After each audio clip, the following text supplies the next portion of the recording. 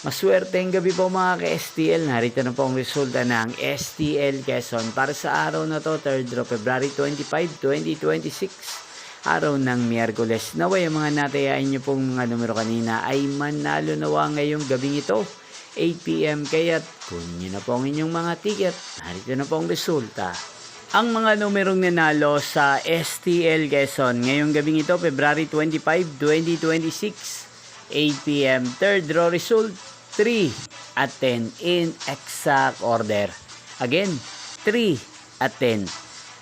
At ngayong gabing ito sa STL Quezon, natin pong i-shoutout si Ate Glenda ng Quezon na araw-araw pong nanonood sa channel na to.